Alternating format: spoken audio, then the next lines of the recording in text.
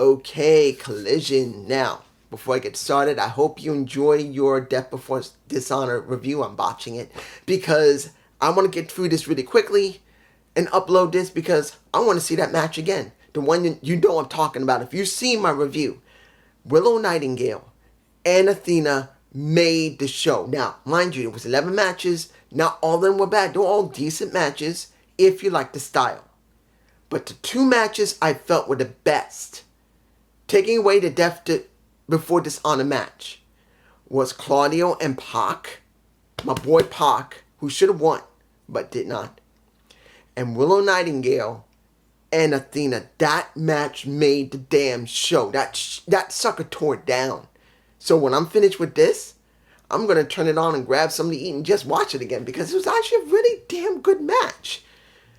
But I'm not going to say what most people would say for Collision, because since ROH is AEW Light, I'm not going to say that this show was perfect. It wasn't perfect. It wasn't bad either. It was an okay, good show. It was a good, solid show. But I'm not going to be like Alex and say this is the best show that's on TV, period. That's his point of view. He feels that way. Happy for him. More power to him. If JD feels or Jesse feels, more power to them. Me, I'm not going to be that way. I'm not going to take Collision as the best show on TV. It just isn't. There are shows that have strengths and weaknesses. Look, I'm going to say this briefly because I do need to say it, because I'm not in the mood to do a Gump report unless somebody wants me to do a Gump report and elaborate on my feelings of this. But if you've seen JD's off the script, I think it's like, I forgot what number it is, but he's already reported that the brass in the back in WWE is so determined to destroy Dynamite, they're now throwing main roster guys and girls on the damn show. What did I tell you? Guys, when it came down to it, before it was decided, once in a while you see someone from the main roster go down and restart all over again. That's gone. They want to throw everything they can at NXT to destroy a Dynamite. What did I say to you? That this is not Shawn Michaels' bookings. I'm not telling you Shawn Michaels books great. When he was booking, it was average, ordinary booking. Not Vince McMahon booking. Average, ordinary booking from someone who understands current wrestling and a little bit of the old stuff. Mash them together a little bit. Take a little bit of both and put his own style on it like Shawn Michaels did. I'm telling you now, NXT is a screwed up show. But it had a few moments. It's got people on it you like. That has some strength, but it's got a lot of weaknesses. Look at AEW. You got Dynamite that has a lot of weaknesses in it. Rampage that I haven't seen in months and it probably got weaknesses. Collision that just Alex believes, and maybe JD, that's the best show on TV, which I don't agree. But doesn't mean they're wrong. It's just their point of view. It's a good show. Impact Wrestling, damn good, but it has major problems. So there are always strengths and weaknesses. I had to say that because that's just me. Let's open.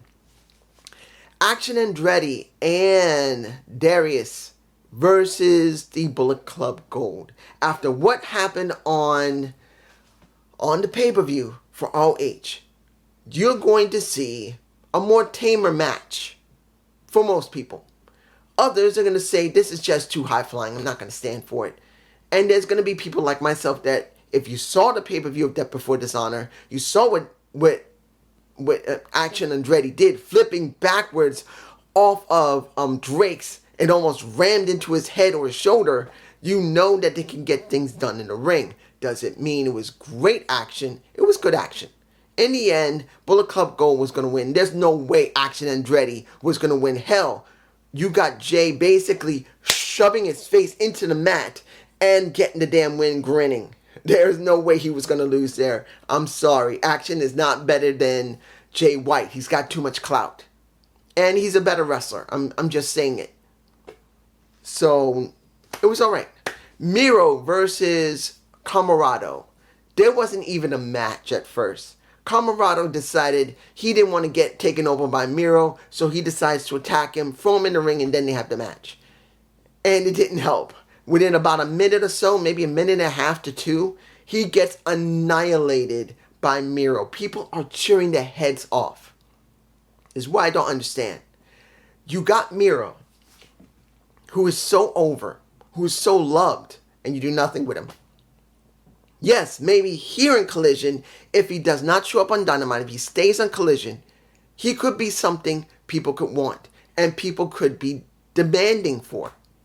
That's what I'm hoping for, but you never know. I don't know. Let's just hope that whoever's booking Collision will understand that Miro needs to be pushed hard. I'm just saying. Trios match, which you got the House of Black versus the Acclaim. Now, Andrade El Ilios was sent out of the building. He was not allowed to be near the match due to the fact he wants his damn mask back. He wants revenge, and they're telling him to go home. I'm surprised that he didn't come out during the match. He did not. It was just clean between the House of Black and the Acclaim. But this is where it gets interesting. I could make the title, Is He Done? Maybe I might.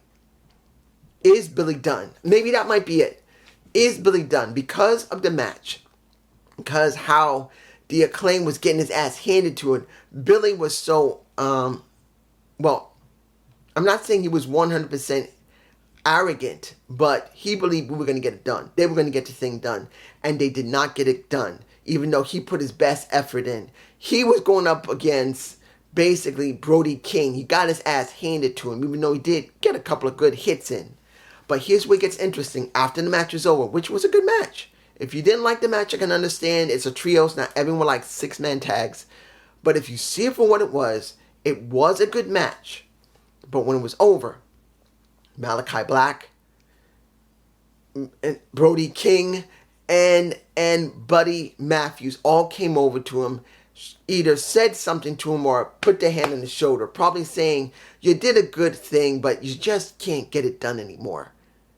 But they showed him respect while doing it. And Billy just said nothing. He just started taking off his boots. And when you see Caster and Bowen, they're going like, what are you doing? What are you doing? He takes off his boots. He's in his socks. And he leaves them in the ring. He just leaves them in the ring. And he shoves them aside and walks down the ramp. And you know what that means. It means you're done. Now, does it mean you're done? Don't know. This could mean he's done. As part of the story of Billy just doesn't feel like he's got it in him anymore. Maybe this might be a very good storyline. Look, whether you like Billy Gunn or not, he is a legend.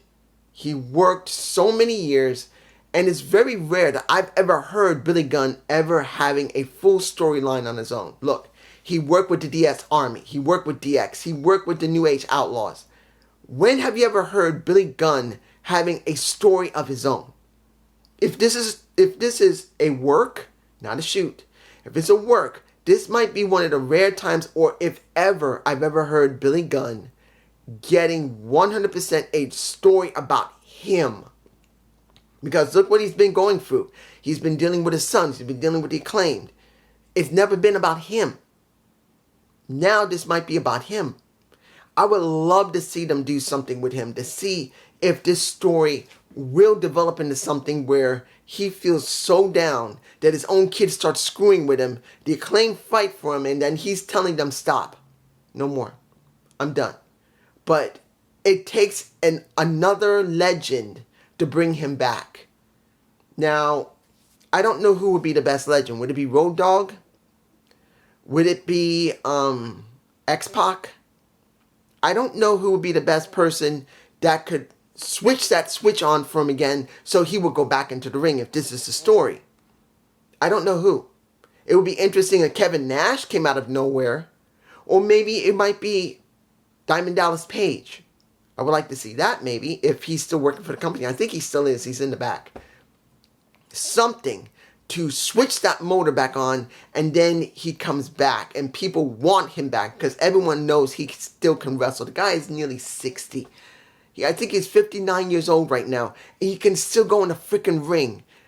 This is kind of strange for me personally because I'm 52 almost, and he is almost 60. And weirdly enough, it's like nearing 60 is the new 40.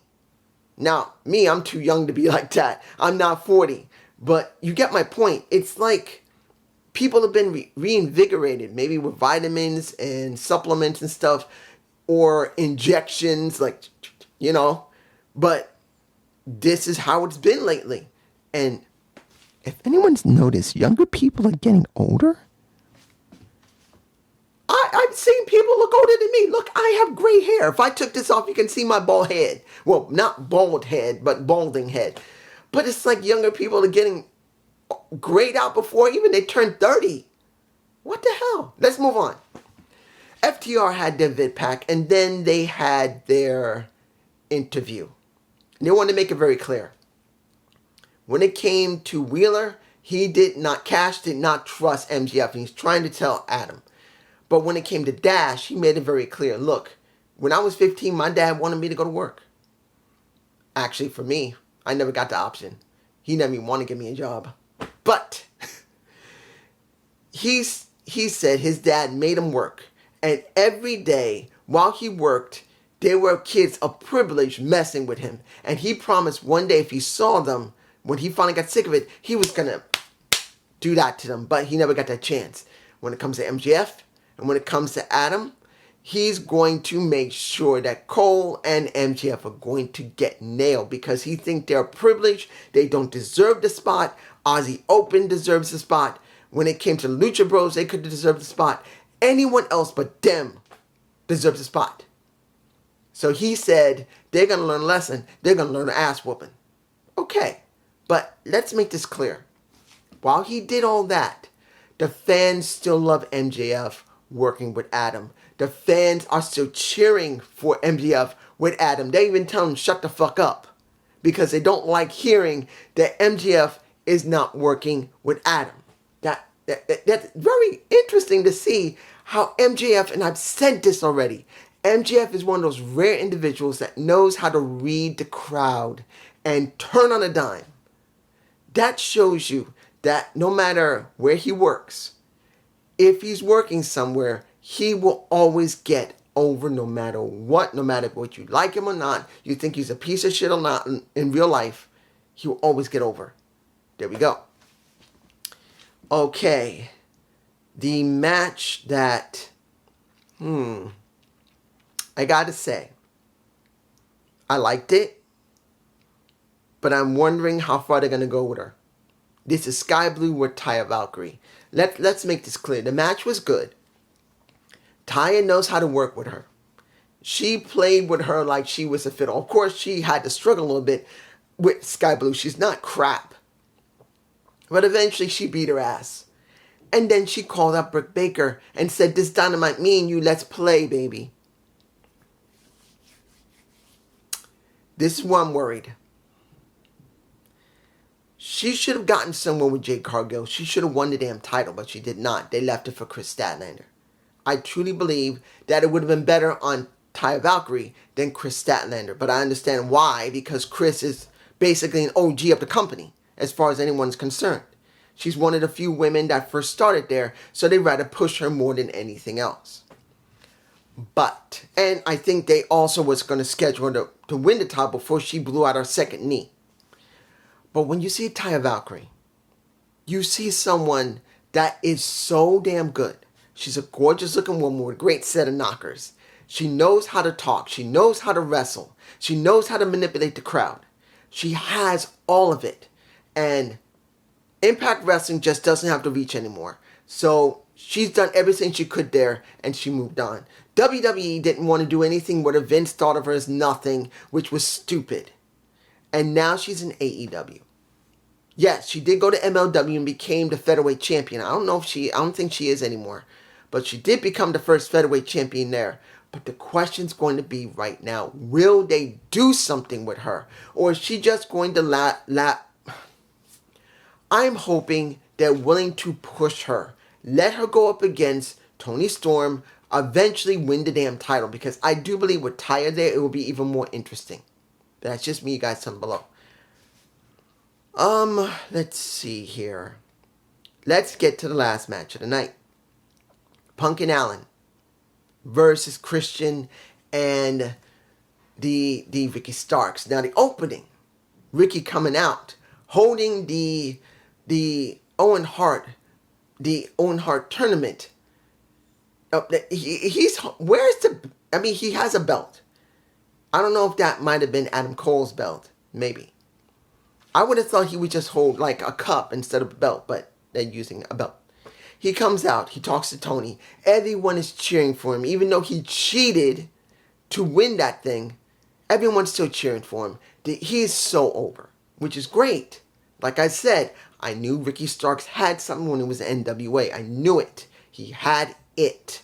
And it just translates very well. So he makes it very clear. It don't matter how you win as long as you win at any cost. No one's going to care about, did you feel great about cheating? No, they're going to want to see you win that. Since you'll be the first or second, whatever, you're the one who won it. So for me, I'm fine with it. But then you get CM Punk coming out. And CM Punk made it very clear. Look, I'm not here because I'm angry at you. I'm actually happy. I'm actually proud of you. You did what you had to do.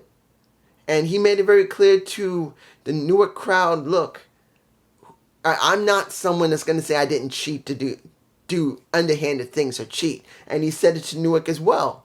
You can't tell me none of y'all done it, but I'm proud of you. But you're going to have to live with this. Because first he said, I can live with the L, but can you live with the win knowing you did not beat CM Punk clean?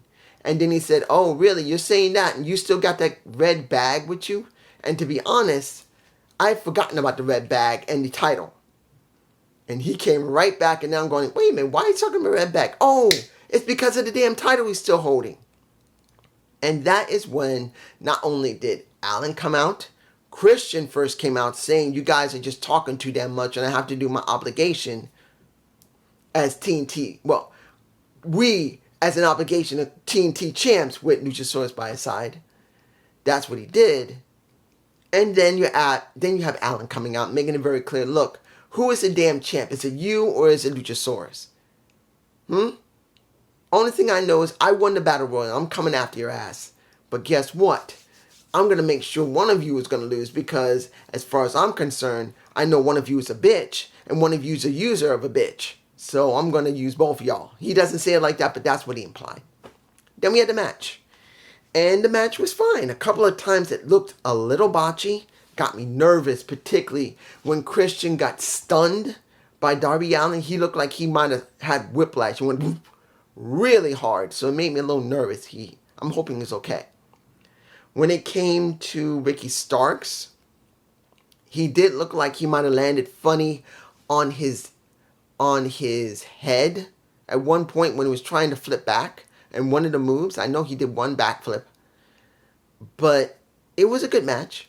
In the end, Ricky pinned Darby Allin by doing the same damn thing as he did before. He cheated. Oops, I did it again. He cheated just like he did on CM Punk.